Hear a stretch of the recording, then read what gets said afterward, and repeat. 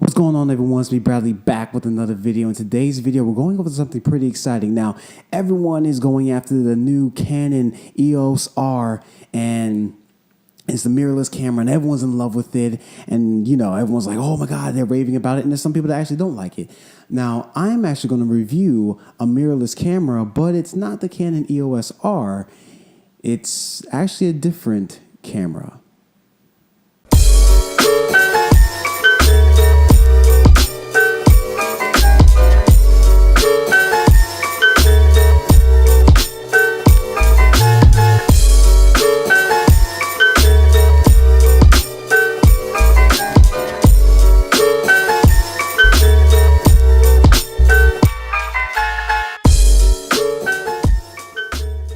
Alright guys, so the mirrorless camera I'm talking about is the Olympus OMD EM10 Mark II. I know that's a handful. Basically, it's an Olympus camera. Now, it's a mirrorless camera, and it's actually a really affordable mirrorless camera. Now, you're probably like, well, I don't really know Olympus too much, or Olympus is very limited with their lenses or the cameras or whatever. But guys, I've been using it, and this is it right here, and I am seriously impressed by it. I mean, really, the video quality and the picture quality is really, really good. And to me personally, I really believe Olympus is an underrated company because it's Olympus, and we have Canon, Nikon, and Sony that are like running the game right now, and Olympus is kind of like way behind. But Olympus is really putting out some really good products, so really, you should really check it out, especially their Mark III. The same exact one, just the Mark III, and they put 4K video into it and everything. So, I mean, I love this camera. I'm actually thinking about using this camera for video shoots for real, because it was really good. So let me give you some specs so you guys know what I'm talking about. So we'll start with the image sensor. So the image sensor is a 4/3 live MOS sensor.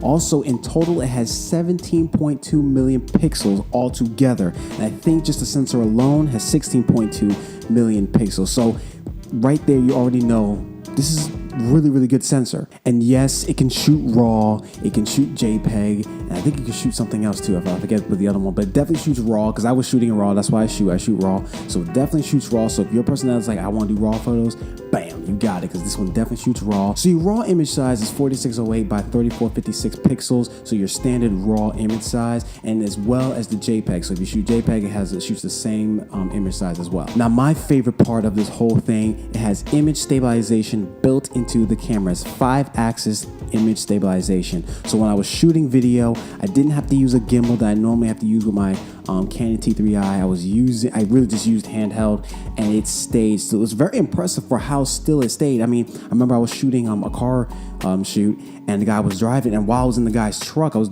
the chase car behind it. The image stayed pretty still, and he was hitting every bump and stuff like that, and it stayed pretty still. So the image stabilization is very, very good for a camera that's super affordable.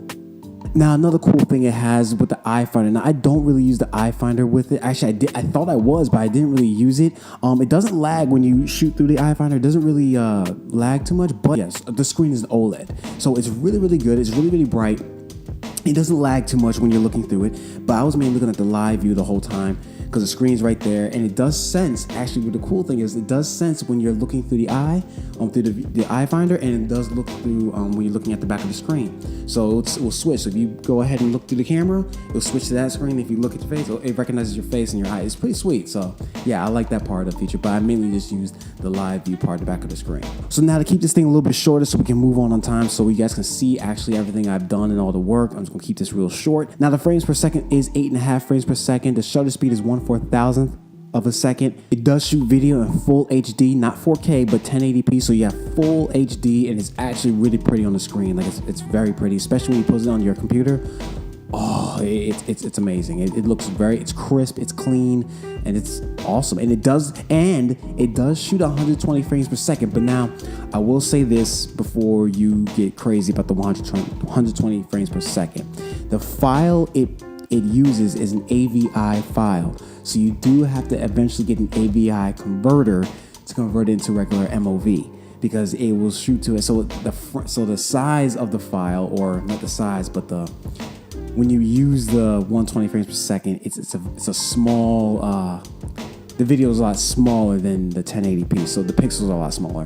But it does shoot to 120 frames per second, so when you do a playback, everything is in slow motion, and the slow motion is very, very good. It's just the file is AVI and not MOV. That's the only downer when it comes to the 120 frames per second. But hey, it is a cheaper camera. Oh, it also has a built-in stereo mic, and the mic is very, very good. I was actually blown away by how clear and how crisp I sound on the camera. Now, I was up behind the camera, like really up and close to it, so yeah, I mean, it's gonna sound great, but still, it didn't sound like, tinny sounding or, very airy sounding or very, I don't know how you say, very empty sounding. It sounded very full, like I'm using this mic right now. It sounded just like I was using this mic, and I wasn't using any mic. So its internal mic is very, very good, and I actually really do like it. Also, you can choose to use silent mode when you take pictures, so you don't always have to hear the shutter noise, the click, or the ch. You don't have to hear that. You can actually put it on silent mode, and if you want to do that, you can creep on people, or if you do street photography, it's great for that, so people don't have to know you took pictures of them. You can just kind of like hold and click, and they didn't know you did that, so, it's weird. And the last thing, guys, it does have Wi-Fi, so if you want to transfer all the pictures to your phone, you definitely can do that. Now, I haven't done it yet because I just didn't want to.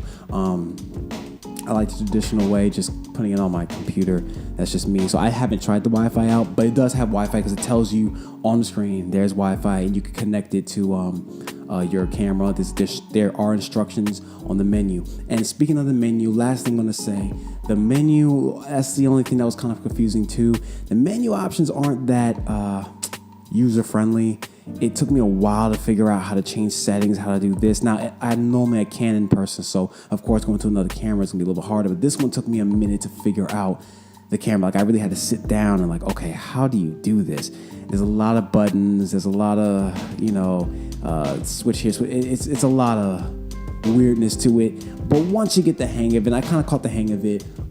It was pretty easy after that. But once you get your settings, you might want to keep it on that settings and try not to change it no more, because really it's like going through the menu and trying to figure out all that, what you did is not going to be that fun. So that's the only thing I would say about the menu. I didn't really like the menu too much, too confusing for me. But really, in all, I would use this camera as my main video camera. So I am definitely going to go get this. And I'm actually renting this camera for right now because I was doing a car shoot and I really wanted a mirrorless because I wanted to try one, and a more affordable one. And a more affordable one is this one. Now, right now, I know the Mark III version of this is right now selling for, I think, last time I saw, $549. So that's extremely affordable, and that's just the body.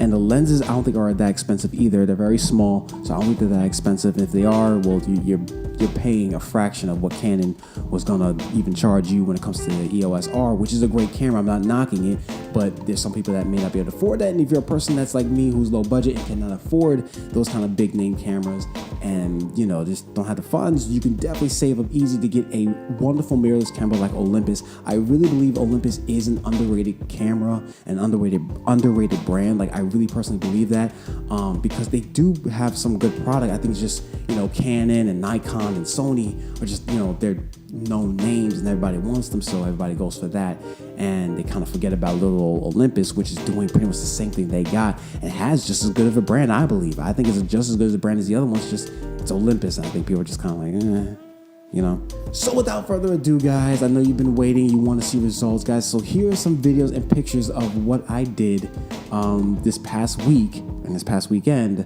with the Olympus OMD or the Olympus Mark II. I don't too many letters in that thing, and that's another thing. Too many letters. But yeah, enjoy. Check out these videos.